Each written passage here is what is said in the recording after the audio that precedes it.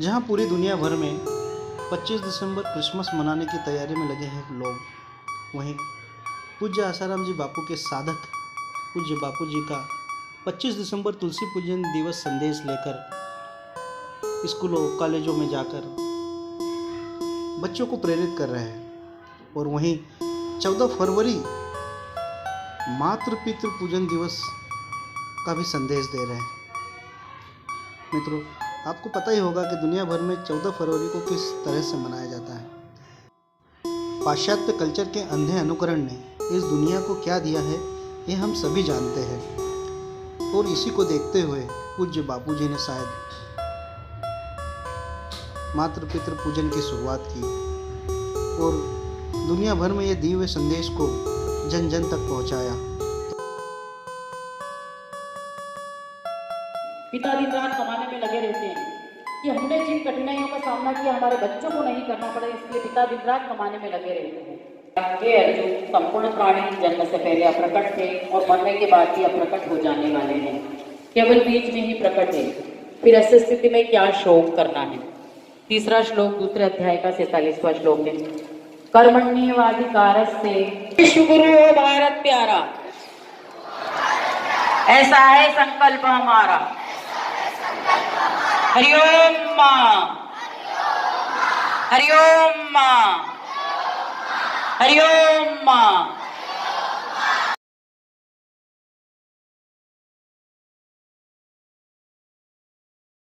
तो मित्रों, 25 दिसंबर तुलसी पूजन दिवस व 14 फरवरी मातृ पितृ पूजन दिवस मनाकर हम भी हमारे संस्कृति के दिव्य गुणों को अपनाएं और औरों को भी प्रेरित करें। मित्रों, वीडियो को लाइक करना, अपने मित्रों में साझा करना और चैनल को सब्सक्राइब भी करना। धन्यवाद।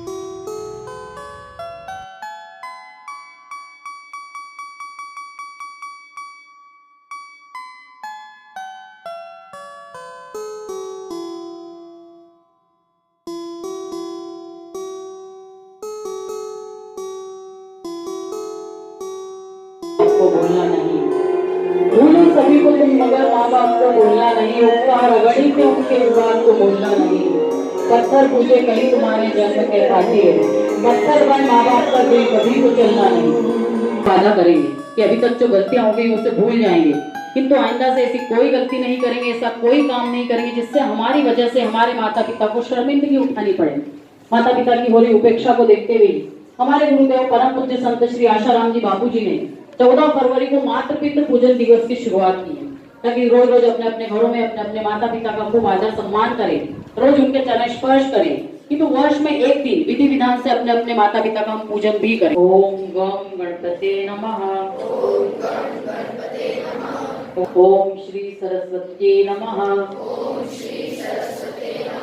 ओम मां फलेषु कदाचन, मां कर्मफल हेतुर्भूर्मा, ते संगोस्तु कर्मणि। 201 नाड़ियां होती है, करोड़ों नर्व्स होती है हमारी पूरी बॉडी में। उसमें से 22 मुख्य नाड़ियां होती है। 10 मस्तक के राइट साइड में होती है, 10 मस्तक के लेफ्ट साइड में होती है, और एक नाड़ी हमारे तालू में होती है।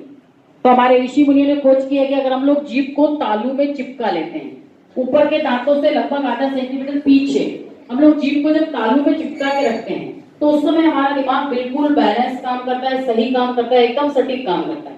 तो जब भी आपकी टीचर क्लास में पढ़ा रही है, हमारी कमर एकदम सीधी, जीभ तालू में चिपकी हुई है, तो आप लोगों को टीचर का पढ़ाया हुआ जल्दी से समझ में आएगा। जब आप घर पे कुछ लर्न कर रहे होते हैं, उस समय जीभ तालू में लगा के लर्न करिए, तो आपको जल्दी याद होगा। जब आप पेपर लिख रहे होते हैं, उस समय सभी को थोड़ी घबराहट होती है ना। पेपर लिखते समय अगर हम जीभ तालू में चिपका के फिर पेपर लिखेंगे, तो बहुत अंश तक हमारी घबराहट भी कम हो जाएगी और हमारा पेपर भी अच्छे से जाएगा।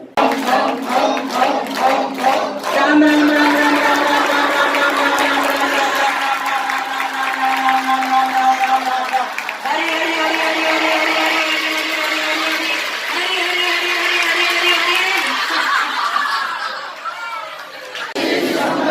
तुलसी पूजन दिवस अवश्य मनाएंगे।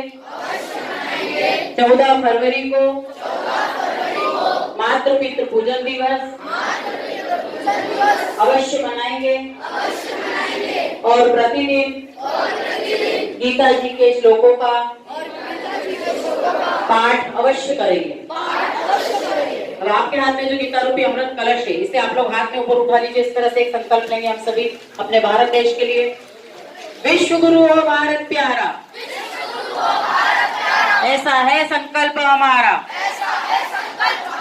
विश्व गुरु हो भारत प्यारा, ऐसा है संकल्प हमारा। हरिओम मां, हरिओम मां।